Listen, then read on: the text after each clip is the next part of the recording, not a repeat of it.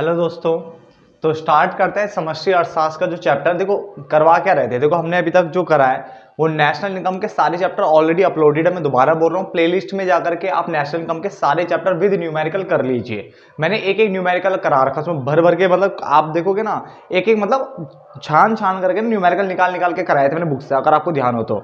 Number 2, जब आप 4 chapter कर लोगे, क्योंकि उसमें 4 चैप्टर ऑलरेडी कंप्लीटेड है। साथ में मैंने अभी इंडियन इकोनॉमी का एक चैप्टर रोजगार भी डाल दिया है। दूसरा चैप्टर भी लगभग बन चुका है, ठीक है।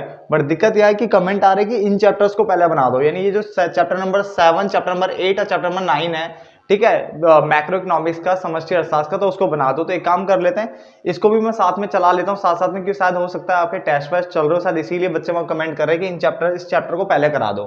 तो आप देखो ये 3 चैप्टर है, बट मैं इनको एक ही चैप्टर के अंदर कराऊंगा, ठीक है ना, कि ये तीनों आपस में रिलेटेड चैप्टर है, ठीक है, एक दूसरे से जुड़े हुए चैप्टर है। तो इसलिए मैं चैप्टर नंबर 7, चैप्टर नंबर 8 और चैप्टर नंबर 9, यानी जो समग्र मांग, समग्र पूर्तिता संबंधित अवधारणाएं के ऊपर है पहला चैप्टर।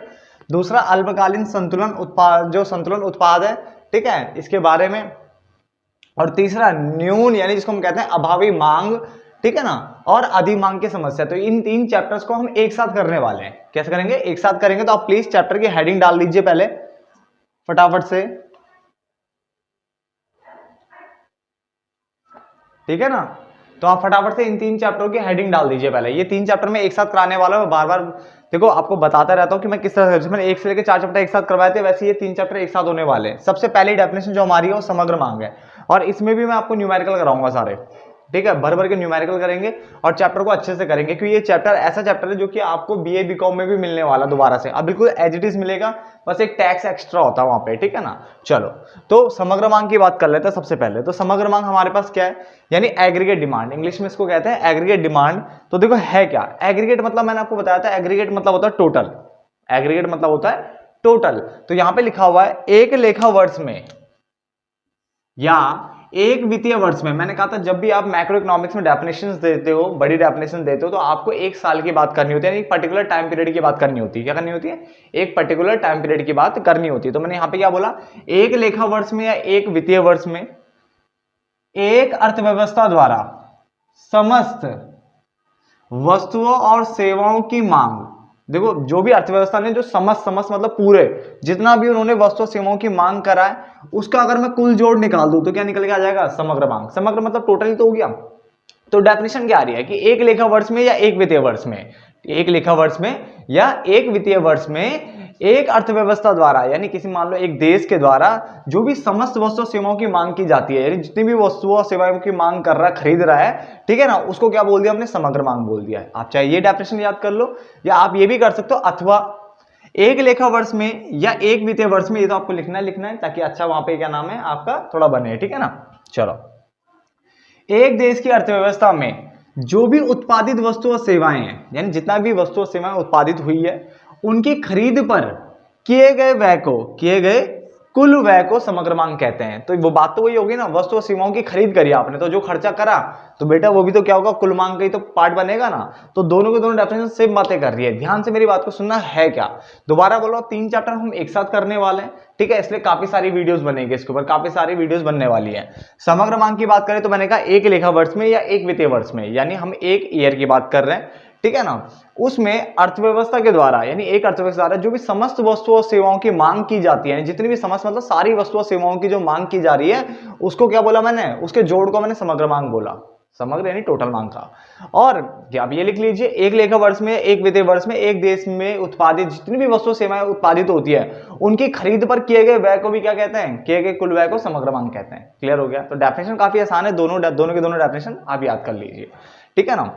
आगे समग्र मांग को ना, अगर आप ध्यान रखना इस चैप्टर में, समग्र मांग को यहाँ पे कुल मांग भी बोल सकते हैं, समस्त मांग भी बोल सकते हैं, सामूहिक मांग भी बोल सकते हैं। क्या बोल सकते हैं? सामूहिक मांग। तो समग्र मांग, कुल मांग, समस्त मांग, सामूहिक मांग, ये मैंने यहाँ पे लिखवाया है, ठीक है ना। और भी अगर मुझे नाम याद आएंगे तो मैं उन नामों को भी आपके सामने लेके आऊंगा, ठीक है ना। तो इन नामों से ये इसी के नाम है, समग्र के। समग्र को कुल, समस्त या सामूहिक बोल लेते हैं। क्लियर है ना। चलो, समग्र मांग के घटक 4 घटक होते हैं, ठीक है ना। पहला निजी, यानी प्राइवेट की बात कर रहा हूं। तो निजी जिसको हम पारिवारिक बोल सकते हैं या व्यक्तिगत बोल सकते हैं, ठीक है ना। उपभोग व्यय, तो निजी ऑब्लिक पारिवारिक ऑब्लिक व्यक्तिगत उपभोग व्यय, जिसको मैं क्या बोलूंगा, यानी कंजम्पशन, यानी सी बोलूंगा, कंजम्पशन एक्सपेंडिचर, यानी सी से इसको दिखाऊंगा। क्या दिखाऊंगा? सी से दिखाऊंगा, ठीक है। हिंदी में जितने नाम आएंगे ना एक्स्ट्रा, मैं बता रहा हूं, मैं आपको सारे नाम बताऊंगा, टेंशन मत लो, ठीक है ना। तो पहला पॉइंट तो आपका ये हो गया। दूसरा पॉइंट वैसे ये वाला होता है, बट कोई बात नहीं, आप इसे लिख सकते हो, सरकारी, जिसको हम सार्वजनिक भी बोलते हैं, ठीक है। व्यय, सार्वजनिक व्यय को क्या बोलेंगे हम? जी, यानी सरकार है तो गवर्नमेंट आ जाएगी, ठीक है। निजी निवेश व्यय, निवेश, निवेश आ रहा है, निवेश को क्या बोलते हैं? इन्वेस्टमेंट बोलते हैं, नहीं आई आ जाएगा। और शुद्ध निर्यात, जिसको हम बोलते हैं एक्स बार, ठीक है, क्या बोलते हैं? एक्स बार बोलते हैं। तो ये भी लिख सकते हो आप, एक्स माइनस एम, यानी निर्यात माइनस आयात। सिर्फ निर्यात माइनस आयात को क्या कहते हैं? शुद्ध निर्यात कहते हैं। क्लियर हो गया?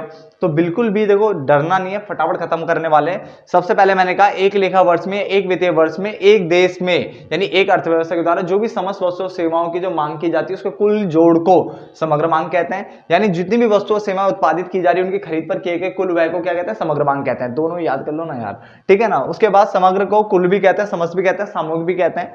समग्र मांग के घटक 4 घटक है, निजी उपभोग व्यय, सरकारी उपभोग व्यय लिख सकते हो, सार्वजनिक उपभोग व्यय भी लिख सकते हो, ठीक है ना। उसके अलावा निजी निवेश व्यय और शुद्ध निर्यात, जिसको हम कहते हैं एक्स माइनस एम, यानी क्या बोलते हैं? निर्यात माइनस आयात। इसका मतलब क्या हुआ कि जो हमारा एडी है ना, जो एडी है, ठीक है, एक बार चेक कर लेते हो, आपको दिखाई दे रहा है यहाँ पे, हाँ, जो एडी है उसका मतलब वो क्या बना? वो बना हमारा सी प्लस जी प्लस आई प्लस एक्स बार। तो एडी का जो फॉर्मूला बन रहा है वो क्या बन रहा है? सी प्लस जी प्लस आई प्लस एक्स बार। इसके चारों कंपोनेंट अगर मैं जोड़ दूं तो हमारा समग्र मान निकल करके आ जाता है। तो यहां तक आप नोट डाउन कर लीजिए, पहले क्या कर लीजिए?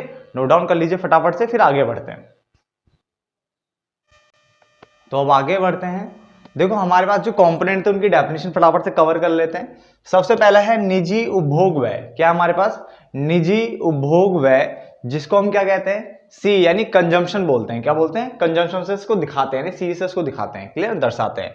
तो क्या बोला मैंने? एक लेखा वर्ष में या एक वित्तीय वर्ष में, ठीक है ना, परिवारों द्वारा, किसके द्वारा? परिवारों द्वारा, क्योंकि मैंने इसके नाम बताए थे आपको, उसको निजी को परिवार भी बोल सकते हो और व्यक्तिगत भी बोल सकते हो।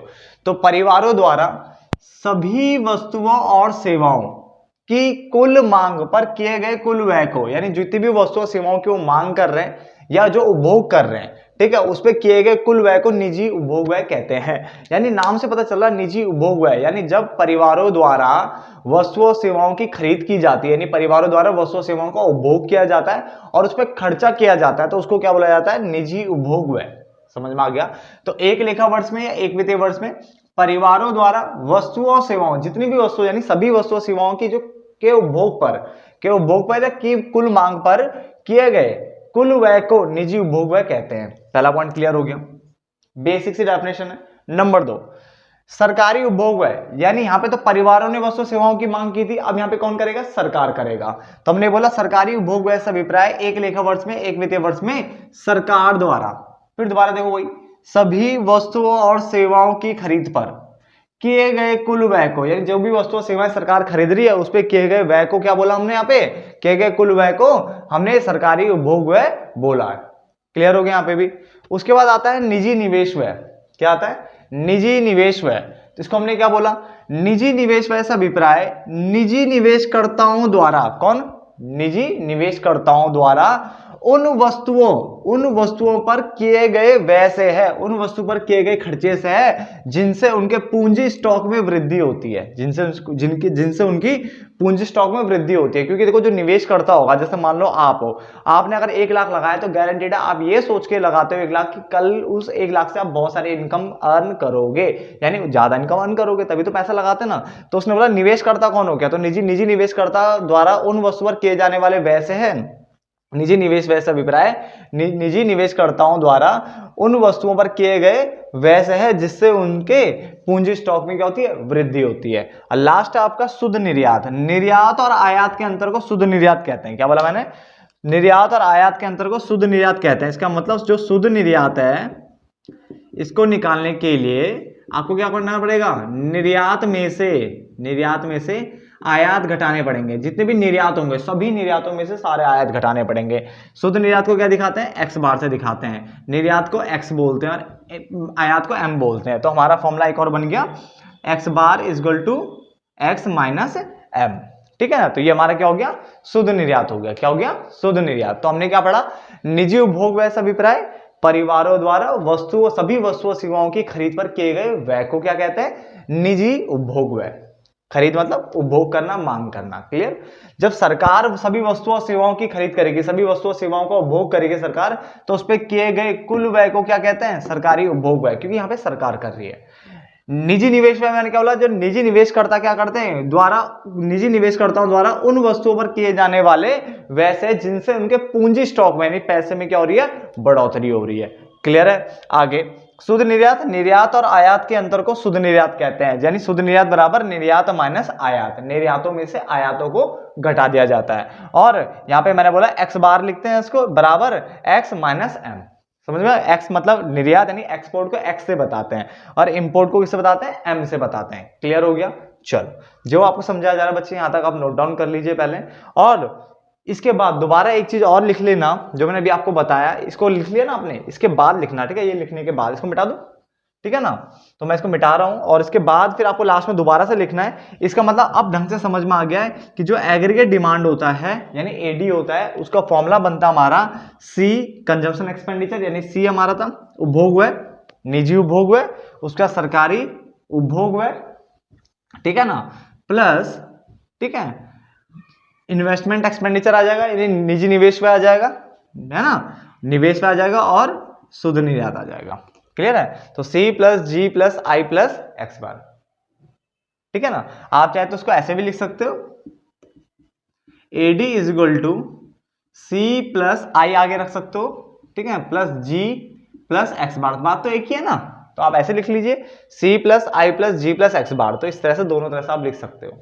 प्लीज नोट डाउन कर लीजिए यहां तक, क्योंकि इस चैप्टर में फॉर्मुले बनने वाले हैं। देखो, एक फॉर्मुला हमने बना दिया, एक हमने शुद्ध निर्यात का बना दिया, दो फॉर्मुले तो बन गए। धीरे धीरे हमें फॉर्मुले और बनाने पड़ेंगे, तभी ये चैप्टर खत्म भी होगा, ठीक है ना। तो फटाफट से नोट डाउन कर लीजिए, जहां तक मुझे लग रहा है आपको समझ में आ रहा होगा, ठीक है ना। चलो प्लीज फटाफट से लिख लीजिए और कमेंट कर दिया करो कि आपको समझ में आया चैप्टर या नहीं आया। तो आगे देखिए फटाफट से अगली डेफिनेशन। देखो हमारे पास क्या है, निवेश, इसको भी हम पढ़ लेते हैं। देखो अभी हमने निजी निवेश व्यय पढ़ा था, जो निवेश करता करते ताकि उनकी पूंजी स्टॉक में वृद्धि हो जाए। बट अगर सिर्फ निवेश बोलता है तो आप सिर्फ कितना भी लिख सकते हो, ठीक है। निवेश पूछता है तो निवेश से अभिप्राय पूंजी स्टॉक में क्या करना, वृद्धि से है। निवेश से अभिप्राय पूंजी का जो स्टॉक है जो आपने इन्वेस्ट किया है, ठीक है, उसमें वृद्धि से है। अगर 1 लाख लगाता हूँ बैंक में तो मैं ये मान के चलता हूँ कल को मुझे ज्यादा पैसे देगा, 1 लाख से ज्यादा। म्यूचुअल फंड में लगाता हूँ तो मुझे ये लगता है कि मुझे वो 1 लाख से क्या देगा, ज्यादा पैसे देगा। क्लियर है ना। तो निवेश का मतलब क्या होता है, निवेश का अभिप्राय पूंजी स्टॉक में वृद्धि से है, उसको कहते हैं निवेश। क्लियर है। अब देखो जो पढ़ रहे हैं ना चैप्टर, इसमें अगर ध्यान से रखें ना तो हमारे पास बेटा देखो जो वाई होता है ना बेटा, उसका मतलब होता है आय। वाई का मतलब यहाँ पे क्या होता है, आय। यानी आय का मतलब क्या बोल रहा हूं मैं, राष्ट्रीय आय की बात कर रहा हूं। किसकी बात कर रहा हूं, राष्ट्रीय आय। क्या बड़े लेवल पे ये बुक किसकी है, समष्टि वाली है ना। तो वाई मतलब आय, आय मतलब राष्ट्रीय आय की बात कर रहा हूं। तो यहाँ समझ में आ गया, आपको लिखना है साथ साथ में। यहाँ पे जो सी होता है उसका मतलब क्या होता है, उपभोग होता है। क्या होता है, उपभोग होता है। बात समझ आ गया, अभी बताया था मैंने, उपभोग है सी, ठीक है ना। तो वाई सी हो गया। और एस मतलब यहाँ पे क्या होता है बच्चे, बचत होता है। क्या होता है, बचत होता है। प्लीज यहां तक नोट डाउन करें, ठीक है ना। वाई मतलब आय, आय मतलब राष्ट्रीय आय की बात कर रहा हूं मैं, ठीक है ना। सी मतलब उपभोग और एस मतलब क्या हो गया, बचत हो गया। एक फॉर्मूला अब आपको और आने वाला है। फॉर्मूला होता है बच्चे y is equal to C plus S.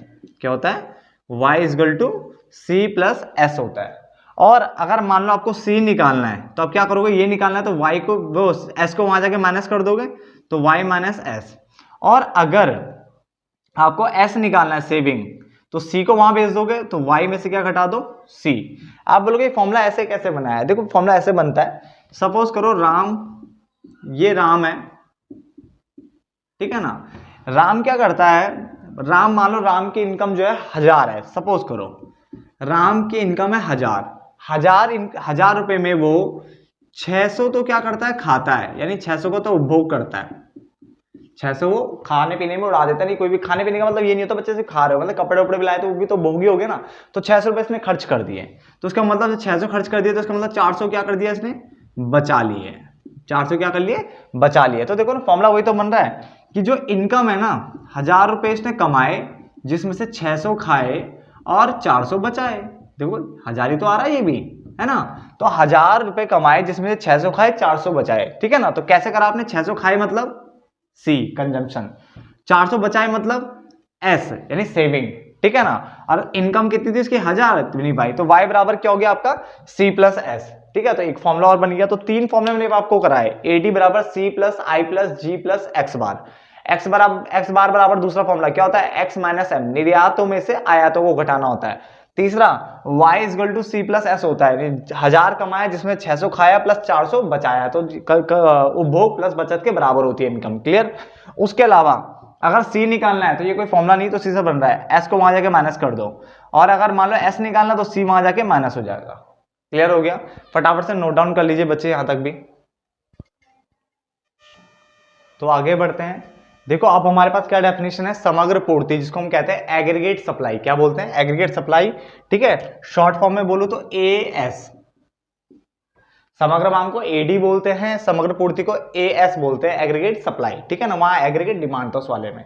आगे समग्र पूर्ति से अभिप्राय वही सेम, एक लेखा वर्ष में या एक वित्तीय वर्ष में, समग्र समग्र मतलब कुल वस्तुओं और सेवाओं, कुल वस्तुओं और सेवाओं के प्रवाह से, प्रवाह मतलब क्या हो गया फ्लो, ठीक है ना, फ्लो से। तो उसने क्या बोला, समग्र पूर्ति से अभिप्राय एक लेखा वर्ष में या एक वित्तीय वर्ष में समग्र वस्तुओं और सेवाओं, समग्र मतलब कुल वस्तुओं और सेवाओं के प्रवाह से, यानी कितना उनका फ्लो हो रहा है, ठीक है ना। कहां फ्लो हो रहा है, अर्थव्यवस्था में, ठीक है ना। तो जो भी इसने क्या बोला, समग्र पूर्ति से अभिप्राय एक लेखा वर्ष में एक वित्तीय वर्ष में, ठीक है, समग्र वस्तुओं और सेवाओं के प्रवाह से, यानी कितना आप उसको फ्लो कर रहे हो, ठीक है ना। तो यहां पे अगर हम बात करें, इसके भी नाम तो वही आएंगे, क्या क्या लिख सकते हो आप इसे, समग्र पूर्ति लिख सकते हो, है ना, समस्त पूर्ति लिख सकते हो, कुल पूर्ति लिख सकते हो, सामूहिक पूर्ति लिख सकते हो, ठीक है ना। तो अभी ये नाम लिख लीजिए इसके भी, समग्र पूर्ति, समस्त पूर्ति, कुल पूर्ति, सामूहिक पूर्ति, ये सब लिख सकते हो, डन। चलो, समग्र पूर्ति के घटक, कितने घटक होते हैं, 2 घटक होते हैं, एक तो होता है उपभोग, एक होता है बचत। एक होता है उपभोग जिसको हम C बोलते हैं, एक होता है बचत जिसको हम S बोलते हैं, कंजम्पशन और सेविंग। अब इनकी डेफिनेशन जो है ना, वैसे देखो एक्चुअल डेफिनेशन तो आपको पता है 11th क्लास में पढ़ी थी कि उपभोग जो है जिससे क्या उसकी आवश्यकता, उपभोक्ता की क्या जो जरूरत है वो संतुष्ट हो जाती है, आवश्यकता संतुष्ट हो जाती है ना, उसको सेटिस्फेक्शन लेवल मिल जाता है, समथिंग दिस दैट वाली डेफिनेशन यहाँ पे पढ़ने की जरूरत नहीं है, इतना डीप नहीं पूछता, इनको नहीं पूछेगा, और अगर पूछेगा तो आप इतना भी लिखोगे तो भी आपको पूरे नंबर मिलेंगे, क्लियर है। तो आपको यहाँ पे ये लिख लो, सबसे बढ़िया है। तो क्या लिखा हुआ है उपभोग में, क्या लिखा है, आय और बचत के अंतर को उपभोग कहते हैं, सबसे बेसिक, क्योंकि मैंने कहा था राम 1000 कमाता है जिसमें से 600 खाता है और 400 बचाता है, 1000 कमाता है जिसमें 600 खाता है 400 बचाता है, ये तो फॉर्मूला बनाया था y equal to C plus S. अब मुझे मान लो उपभोग की डेफिनेशन देनी है, तो c निकालने के लिए y को वहां जाके, वो s को वहां जाके माइनस कर दूंगा ना, ये c निकालना, अगर मान लो मुझे c चाहिए तो y में से s घटा दूंगा, s वहां जाके माइनस हो जाएगा। तो आय और बचत के अंतर को उपभोग कहते हैं, देखो कितनी आसानी से याद हो गया डेफिनेशन, है ना। और बात करते हैं बचत की, तो अगर मुझे बचत निकालना, मान लो मुझे s निकालना है, तो मैं c को वहां भेज दूंगा, तो आय और उपभोग के, सी को वहां भेज देना, तो आय और उपभोग के अंतर को क्या कहते हैं, बचत कहते हैं, समझ में आ गया। तो वही लिखा है, आय और उपभोग के अंतर को बचत, और आय और बचत के अंतर को उपभोग कहते हैं, आय और बचत के अंतर को उपभोग कहते हैं, और आय और उपभोग के अंतर को क्या कहते हैं, बचत कहते हैं। तो बहुत आसानी से याद होगी डेफिनेशन, ठीक है ना। काफी आसान चैप्टर है, मैं आपको पहले भी बता रहा था इसको, ठीक है ना, इजीली समझ में आ जाता है, ठीक है। मानते मैं इनको 3 चैप्टर एक साथ कराता हूं, बट उसके बावजूद भी बहुत ज्यादा आसान है, क्लियर। अब यहाँ पे हमें करना क्या है, इतना हमने लिख लिया, ये 2 कंपोनेंट हो गए। इसका मतलब देखो, जैसे हमने AD का फॉर्मूला बनाया था ऐसे AS का फॉर्मूला बनेगा, और 2 कंपोनेंट है कौन, C प्लस S। AS का फॉर्मूला होता है AS equal to C plus S, क्योंकि इसके 2 कंपोनेंट है तो दोनों जोड़ेंगे। जैसे AD के 4 कंपोनेंट तो मैंने चारों को जोड़ा था, ऐसे AS के 2 कंपोनेंट है तो AS का फॉर्मूला क्या होता है, C प्लस S होता है। बट अब बच्चों के दिमाग में आता है कि भाई अभी आपने बताया था कि Y इक्वल टू भी क्या होता है, C प्लस S होता है। कोई बात नहीं, AS बराबर भी C प्लस एस होता है, Y बराबर C प्लस एस होता है, तो मैथ तो आती है कि जब ये भी C प्लस एस के बराबर है, ये भी C प्लस एस के बराबर, तो ये आपस में भी क्या होंगे, बराबर होंगे। इसका मतलब AS बराबर क्या होता है, Y होता है। तो ये भी लिख लीजिए, तो पहले ये लिखिए AS बराबर C प्लस एस, फिर लिखिए Y बराबर C प्लस एस, और फिर लिखिए AS बराबर Y। क्यों, क्योंकि ये आपस में देखो ये भी इसके बराबर है, ये देखो ए एस भी सी प्लस एस के बराबर है, वाई भी सी प्लस एस के बराबर है, तो दोनों आपस में भी क्या होंगे, बराबर होंगे। तो ए एस बराबर क्या हो गया हमारा, वाई हो गया। क्लियर हो गया ना। तो यहां तक नोट डाउन कर लीजिए फटाफट से, यहां तक आपको समझ में आ गया होगा जहां तक है। तो एक काम करते हैं ना, इसको यहीं पे रोक लेते हैं, पार्ट 1 यही खत्म कर लेते हैं, ठीक है ना। पार्ट 2 में कर लेते हैं आगे, ठीक है। तो हो सके, ठीक है, तो जहां तक मुझे प्लीज कमेंट बॉक्स में बता देना ये चैप्टर अभी आपको समझ में आया या नहीं आया। धीरे धीरे चैप्टर बिल्डअप करेंगे, काफी सारी वीडियोस बनेंगी, 3 चैप्टर में एक साथ करा रहा हूं क्योंकि चैप्टर नंबर 7, 8, 9, ठीक है ना। तो 3 चैप्टर एक साथ कराएंगे और फटाफट से इसको खत्म करते हैं। क्लियर है। तो बने रहना वीडियोस के साथ, ठीक है, क्योंकि इंडियन इकोनॉमी की वीडियो भी बीच बीच में डालता रहूंगा मैं। क्लियर है ना। तो फटाफट से इसे खत्म कर लो, नोट डाउन कर लो। डन। मिलते हैं नेक्स्ट पार्ट में, तब तक के लिए धन्यवाद दोस्तों।